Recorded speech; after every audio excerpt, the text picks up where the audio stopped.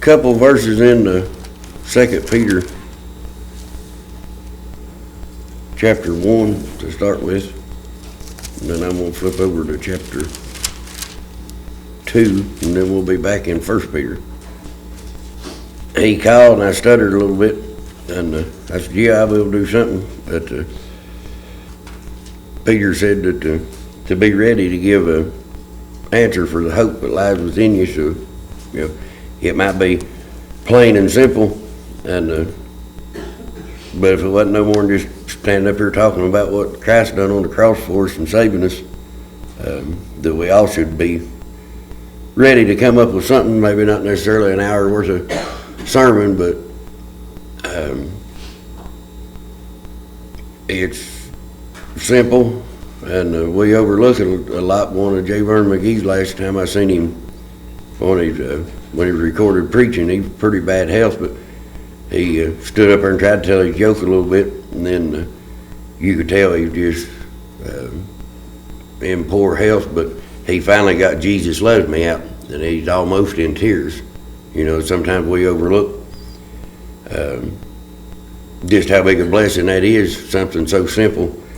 But here in 2 Peter chapter 1, verse 12 and 13, Peter said, wherefore I will not be negligent to put you always in remembrance of these things, though ye know them, and be ye established in the present truth. Yea, I think it's meet, and that means right, as long as I'm in this tabernacle, to stir you up by putting you in remembrance. And that stirring up, he mentions again over in chapter 3, verse 1, it says, this second epistle, beloved, I write now unto you, in both which I stir up your pure minds by way of remembrance. So, you know, as I read here in chapter 1, verse 12, it said, always put your remembrance of these things, remembrance of these things, though ye know them. So, you know, there's nothing wrong with reminding us from time to time the milk of the word, the simple things. And that's what I was going to start with, and then I was going to go somewhere else, and I ended up 1 Peter chapter 1, I'm going to read verse 5 through 9, and I'm going to talk about suffering a little bit. And you could read all that. He talks about the end times and the way things is going to be, but we've not never suffered that way in this country. And I was thinking about over what's going on now, the Jews in Israel and what they're suffering. I mean, I'm sure there are probably a few Christians over there that can actually be suffering for Christ's name's sake, but it's awful to be tied to that land and be a Jew, and the persecution and stuff they're going through right now. It's not because that they know Jesus, what I'm going to read here in a few minutes. I mean, they're associated with it, but you know, it would be about how sad it is, you know, really for them to be suffering and it still not be attached to the name of Christ. I mean, they're attached to the name of God. They're His people, but it's still not attached to the name of Christ. But 1 Peter chapter 1, verse 5 through 9. And sometimes it's hard to pick out. When you start reading, I mean, I could read 1st and 2nd Peter all just straight through and said, there it is. Because, I mean, there's a lot of good reading in it. And different things, like on a quick notice that you may think, well, I think I'll take this and go this way or that way. But let me read this and we'll see what I can get out. 1 Peter chapter 1, verse 5. It's talking about us, the Christians. It says, who are kept by the power of God through faith unto salvation, ready to be revealed in the last time. Wherein ye greatly rejoice, though now for a season, if need be, ye are in heaviness through manifold temptations. And manifold temptation there, it means various, you know, numerous. And temptations, it means trial. It ain't necessarily a matter of what James talked about, us being tempted and drawn away of our own lust. But it's there, and then over in 1 Corinthians chapter 10, I think starting verse 13, where he talks about he'll not put no more on us than we can bear. And like I said, that's so when you hear that word here, don't necessarily let your minds go to us being drawn away and tempted to like that, but it's the trials that's put on us. Verse 7 says that the trial of your faith, being much more precious than of gold that perish, though it be tried with fire, might be found unto praise, honor, and glory at the appearing of Jesus Christ, whom having not seen ye love, in whom thou now in, let me back up here, whom have not seen ye love, in whom thou now ye see him not, yet believing, ye rejoice with joy unspeakable and full of glory, receiving the end of your faith, even the salvation of your souls. Like I said, a lot of this here, he talks about the suffering and what it's going to be like towards the end, which we're coming to that. And there was so much, I'm afraid if I started trying to read all of it, I'd be scattered around so much I never could make a point. But 1 Peter chapter 4, verse 12, it says, Beloved, think it not strange concerning the fiery trials which is to try you, as though some strange thing is happening to you. But rejoice inasmuch as ye are partakers of Christ's suffering, that when his glory shall be revealed, that ye may be glad also with exceeding joy. If ye be reproached for the name of Christ, happy are you, for the Spirit of glory and of God resteth upon you. On their part he is evil spoken of, but on your part he is glorified. In verse 15, I'll talk here a minute before I read it. Part of that right there, what he's talking about, suffering for Christ's sake, I kept thinking how Ron mentioned some of the comments on the YouTube and Facebook. That's something like that is about the extent of our persecution and suffering. It's hard for us to get our minds wrapped around what it would be like to be living in a third world country to where if they found out you was a Christian that you would be put to death. And that's how I got thinking about the Jews, and Holocaust and stuff. They was put to death for simply being a Jew, but like I said, it's kind of sad because it wasn't. I'm not saying that some of them weren't Christians and believed in Christ, but for the vast majority of the Jews, they're not Christians. They're suffering, but they're still not suffering for Christ's sake. And it's hard to get your mind around. And a lot of times, our suffering, verse 15, it says, but let none of you suffer as a murderer, or as a thief, or as an evildoer, or as a busybody in other men's matter. Yet if any man suffer as a Christian, let him not be ashamed, but let him glorify God on his behalf. But I got thinking about how many of us that do suffer a little bit of something, but it may be our own fault, and there's no glory in it. And, it says murderers, naturally, or a thief, or evildoers. And then I done had this underlined, it said, or as busybody in other men's matters. And for some reason I got thinking about trying to witness to people and their loved ones, and my mind went to, I ain't gonna mention no names, but I'm gonna give an example here a little bit.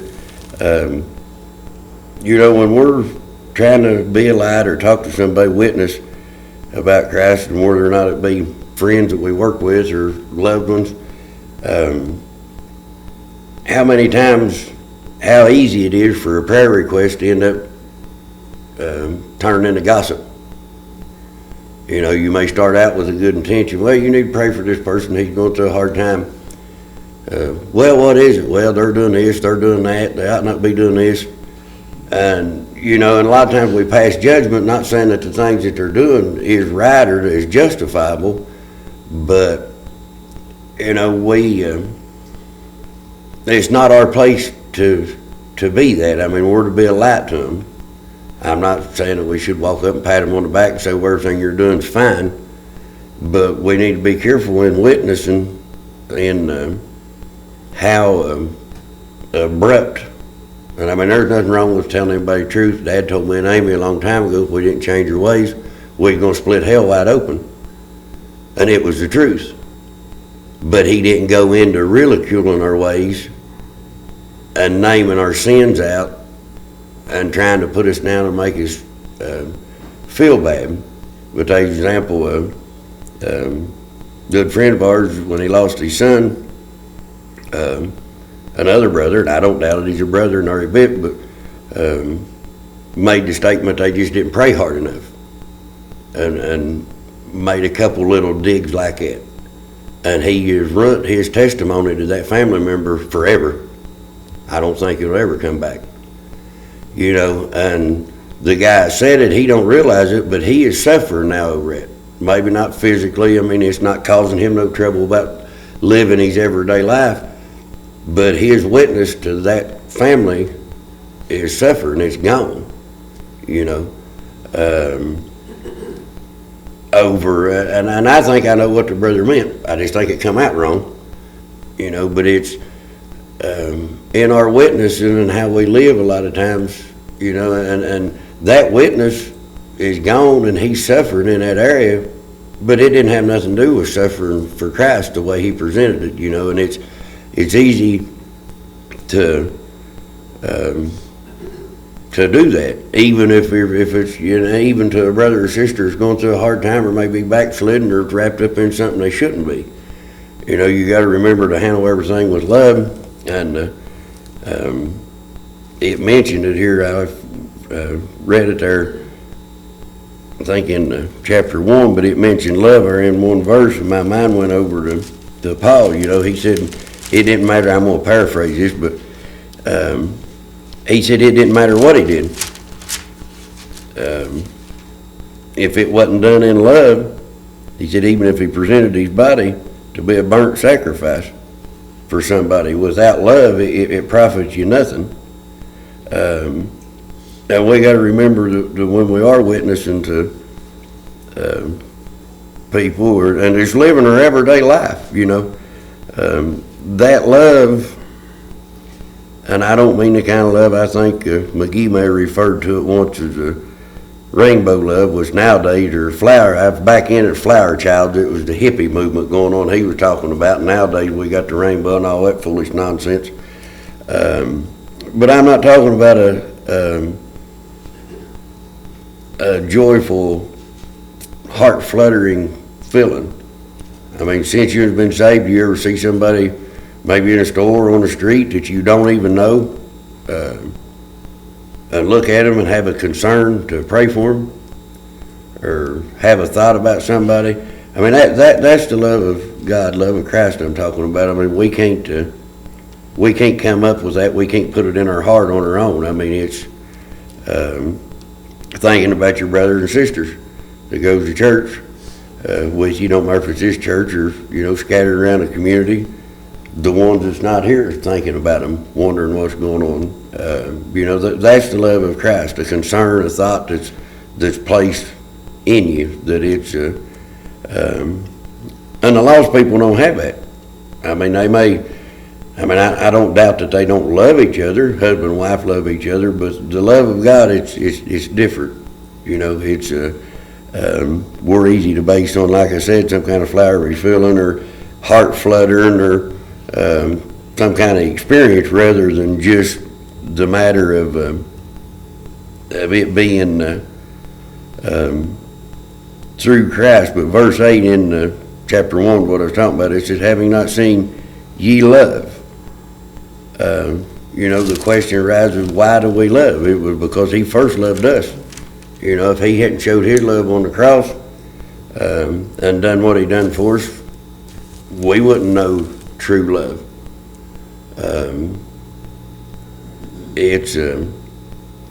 It's something that's just kind of like the peace that passes all understanding. You know, it passes it. You can't understand it. You can experience it, and you can be grateful for it. You know, in time of sorrow, when we lose loved ones or facing sickness, different things like that. But you can't explain it. It's something that happened. I mean, I know these guys I work with, and I should have put Jimmy Badgett, the superintendent, on the prayer list. I thought about him and then didn't say nothing. You know, me as a human being, and me is me. I got enough family down here to worry about. Why would I think about Jimmy and what he's going through?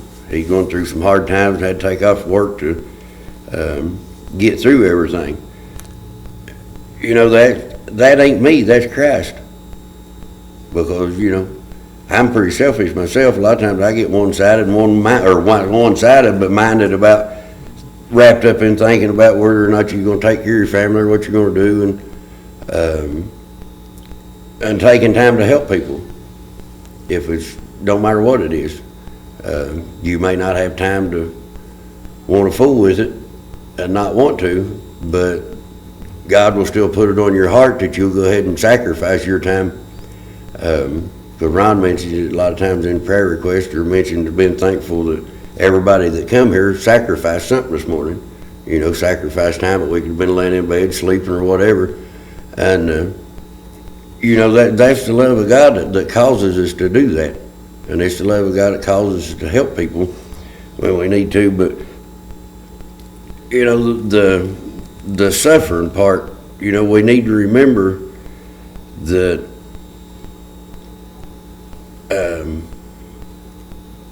what suffering we do here, like him preaching the Word of God and the comments on Facebook, that's a little bit of a suffering to us, but that's about all we know right now.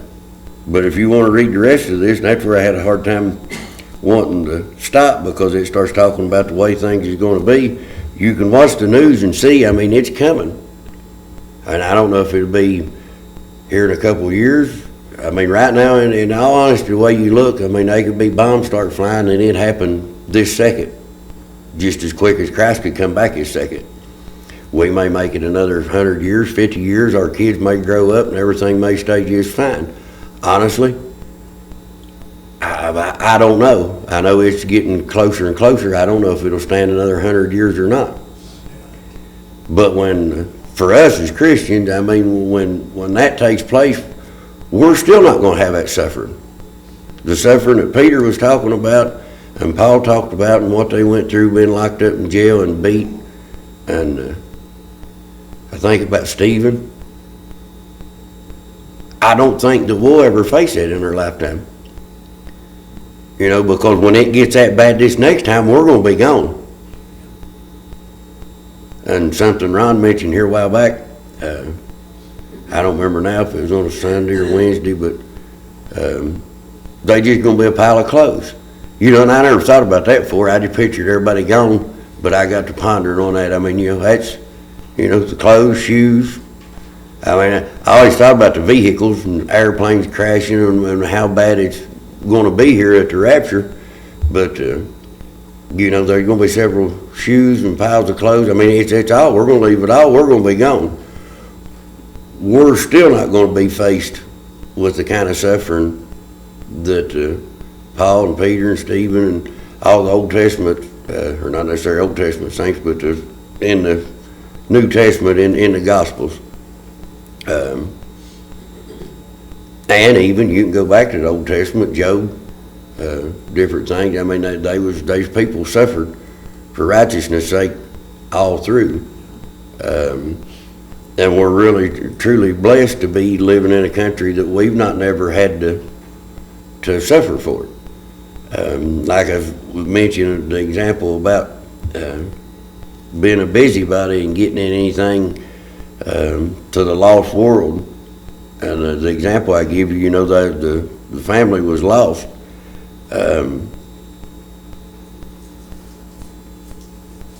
Just like that, I'm afraid a lot of times what little bit of suffering we do, if we ain't careful, it's because of our own fault.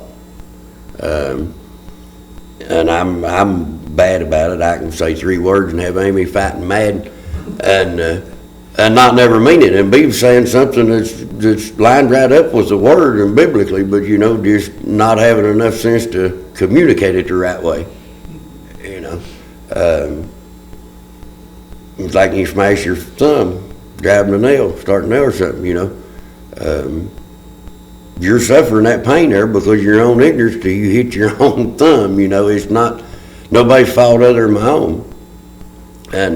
But I'm not saying that's like the missionaries and stuff that we're supporting in these other countries. They're faced with more persecution and more hardships and more things than we are. And to me, it's hard. If you've never been in that situation, it's hard to get your mind around just what it's like to have to sneak to mention God's name, to sneak to mention Christ's name, and not to be able to say I'm a Christian. It shows how much we're truly blessed. But out of all this rattling this morning, what I was trying to get across was when we do suffer, and sometimes we do for no reason. I mean, I've heard people say, well, they think they're better than me, they're a Christian, or this, as far as the loss. I've heard, we might get our feelings hurt a little bit, but the main thing is when we're in that situation, to me, the only way that we suffer like that is to the lost that we're trying to reach. I mean, I'm not going to say somebody wouldn't get in dispute in church or something, but, everybody needs to meet at the altar. And Brother Buck told the gentleman once over another church, there was a little conflict arose up, and Buck said, well, we hit the altar right here and we'll pray it out. I'll fight you at the altar, or we'll go outside and fight either one. And he was telling the truth. He was serious. You just know, but they hit the altar and they fought it out there, But the message would be just a caution that if we are suffering, people making fun of us or talking bad about us, that it's actually for Christ's sake, and it's not us necessarily doing something on our own will. Because witnessing it's a good thing we ought to do, but just be cautious on how we do it. Most of the time, if you've noticed, you can be around somebody when they figure out you're a Christian, if they've been loudmouth or how they're acting, when they know you're around you, they'll act a little bit different way. I mean, the Spirit's done work in there. And it ain't that we shouldn't tell them that they need to change, that they need to be saved and they need to come to church, but just to kind of be mindful of how we're doing it, because like I said, I know and got a lot of friends that's still that way, that somebody along the way is, I guess, kind of tried to shove it down their throat in such a way, instead of just inviting the church and telling them God loves them, they need to be saved, that they want to start naming off all the sins, that you're doing this wrong and you're doing that wrong, you shouldn't be doing this, you shouldn't be doing that. And they're human too, and when they hear that, it starts taking offense, and then they backlash and talk about us, and a lot of times they'll say, well, I tried, that's just part of being a Christian. They said people would hate you and we'd be persecuted. And they will, but that's on a national level. That's on the hate and the persecution that they was talking about back in the Bible then is more like what's taking place in Israel. It's something that we've never dealt with. And I'm not saying to sugarcoat, how anybody witnesses to anybody or give them a slip that it's all right, but just be cautious that when we do suffer, that it's for Christ's sake, instead of us maybe shooting off our mouth a little quick or saying something that we shouldn't. It's until God, that's like the example I give you, until God makes it real to people's heart. I mean, once they get saved, I'd say that they'll forgive the other person. But, you don't tell anybody with a dying child that he's dying because they just didn't pray hard enough. the people wasn't saved. I mean, technically, scripturally, they need to be praying to get saved themselves before them prayers would ever go anywhere. You know, I mean, it should have been done with love, encouraging anybody what few minutes they had left or time left to be going to church, that they needed to be saved, but just coming here to work, come to church with us. You know, if you can get them in the door, the Spirit will work and God will work. He will show them. You know, He'll speak to their heart. It takes us, and it takes Ron, it takes the Word, it takes Christians to do it, but I mean, God's also, He's the one that's got to open the heart and call on them. That we can't just walk up and forcefully tell anybody how bad you are and what they're doing wrong. And now, you know, if you're a preacher up here and you're preaching a message and there's somebody back there lost and it hits them, they may think, boy, he's preaching it right at me. I did. You know, but that wasn't him. That's just a message out there, and that's what the Spirit is what bared witness to make it feel like it was all to me. And there's so many times that I know, and you watch TV preaching very much. You know, I've listened to a guy there the other morning. Started out good. I didn't realize who it was after I stepped around the corner and seen his face. I knowed he was preaching for money. He always does. But he started off, I was in the bathroom getting ready, and you know, that little camper, it ain't like you can't hear all over, but I thought, boy, that's good, that's good, that's good. And I stepped around and seen him, and I thought, uh-oh. And I don't remember his name. He had dark hair and glasses, and it wasn't just, I mean, had a wonderful 15 minutes. And then the last 15 minutes was sow the seed. And I understand the principle of sowing a seed, don't get me wrong, but he was on the money. Sow a seed. Well, if you give this and you donate that, you'll get this back. And it just, I went from, boy, just that's good, just immediately, it just like a switch turned it off. And, you know, as far as our seed we sow should be the seed of the word to the lost, you know, in love, that they'll want us, that it'll take root, that they'll come into us instead of, you know, it's that kind of message is not going to reach the lost. If the lost is sitting there watching it, back when I was lost, I know what I'd said. Well, that guy just wants money. He thought he's trying to do money, which it used to, and it is. But you don't need to try to reach the lost by telling them they're not giving enough, you know, to get back. They got to be saved first. And them just some examples I thought about, but you know, if any man suffer as a Christian, let him not be ashamed. Ron stood and testified to that Wednesday. You mentioned that Wednesday night, didn't you? About the YouTube and during Thanksgiving. That's what I thought it was. And you could tell, he said, I don't care, I'm not taking it down. He mentioned some other people he talked to, just quit putting them up just because of the kickback and the, you know, I mean, we're not to be ashamed of it by no means. But unless he said something, and I've not been here every time, but I got faith in him, he hadn't. Everything he said has been the Word of God. It's not been no opinions about it. And he always usually refers to lost. You know, he don't stand up here and name a list of sins that, you know, that these people that's, and then the homosexuals and all that, I mean, goes, I mean, we don't mention it and don't call out every sin. I mean, what's the sense in it? Sin's sin.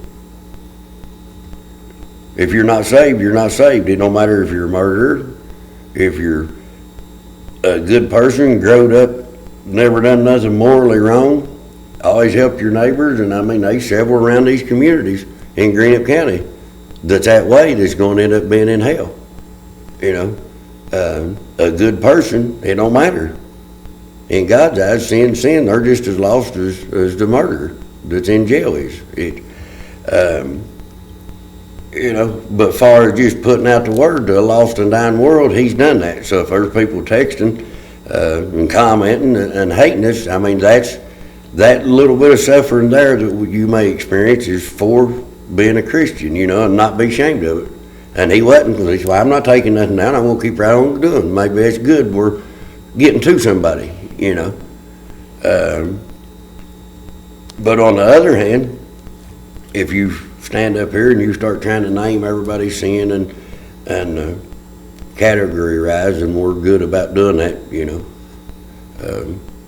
The little white lie, you know, is not near as bad as a big black murder. You know, I mean, and we don't necessarily mean to, but that's just the way our human mind works, you know. Well, that's not that bad, that'd be okay. Sin's sin. Right's right and wrong's wrong. You're either saved or unsaved. You know, there ain't no in between on it. And I mean, if you follow me around, and I'm not saying by no means that I'm a great witness. If you follow me around, you'll see I struggle, mess up, goof up all the time. But what people I have got to talk to up there and witness to, you know, it's easy. It's easy for people to look at us and judge us and think that we're trying to pretend that we're something perfect.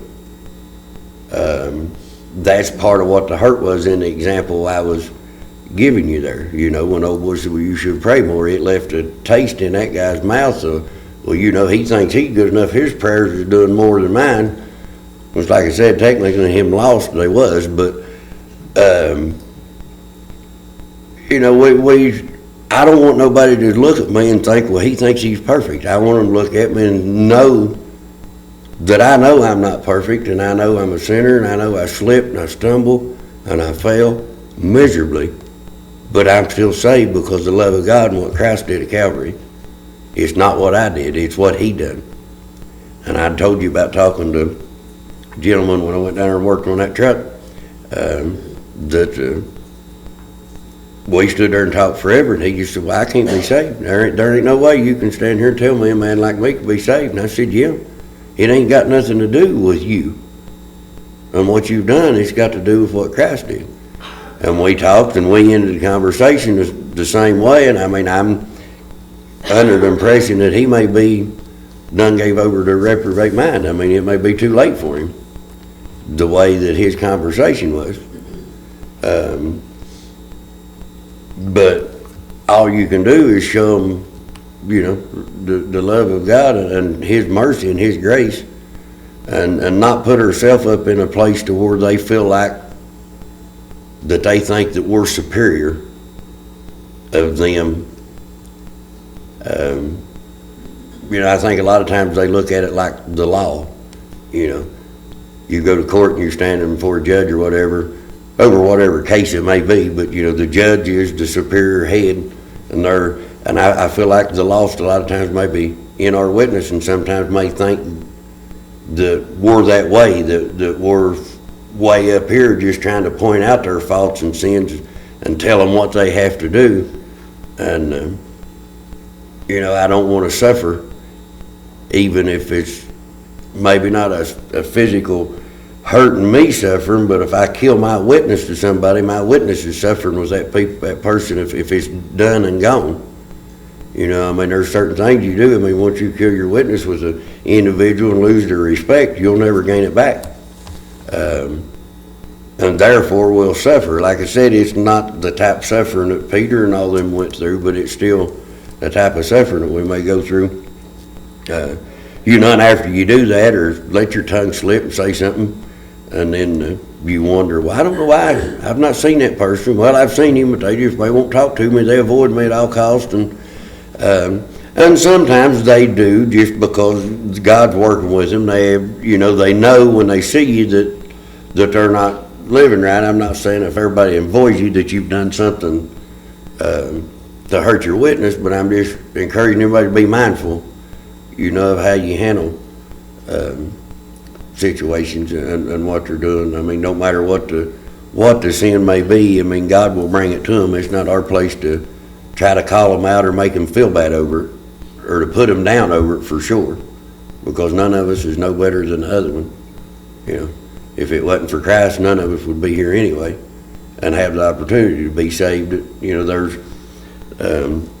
there's no difference. And like I said, I feel like a lot of times the lost may think that, get the impression that, well, them people just think they're better than me and all this and that. And we just want to make for sure that we don't do that.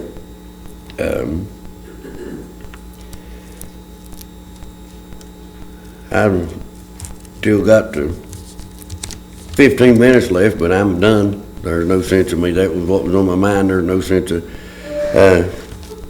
keep it going on and making it last longer. And I guess I could act like Leroy and ask if you have any questions that I probably can't answer. But it was just a thought, a quick thought.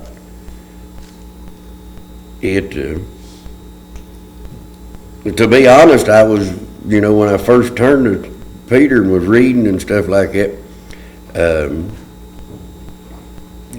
was honestly thinking about the milk of the Word and being born again and saved by the precious blood of Christ, something that was real simple and easy, and that's the reason, I went to where I did about stirring up the remembrance, and it didn't work that way. I ended up thinking about that and the suffering and how that, like I said, we don't suffer that way. We'll never get our mind wrapped around them. And thankfully, we won't have to. That's another thing that we should be thankful for, because like I said, once that suffering takes place at the end days, and we got scoffers and mockers right now, in the United States with the Muslims and everybody that's come in. I mean, it's getting to the point that you can talk about whatever religion you want to other than being a Christian. And I'd say in some of the bigger towns, New York and Chicago and any other, that some of them churches is probably actually suffering a little bit more persecution than we are. But I mean, the area and the place that we live in, we've really been blessed not to have to go through that. There's nobody been killed out on the streets of Greenup for being a Christian, or anything like that, and thank God that we'll miss it, because when it gets that bad again, the way I understand it, we'll be gone. Like I said, there'll just be a pile of clothes there. The ones left, they're going to have terrible tribulation, we know, but just be mindful that when we are witnessing to anybody, that we try to do it with love, that we don't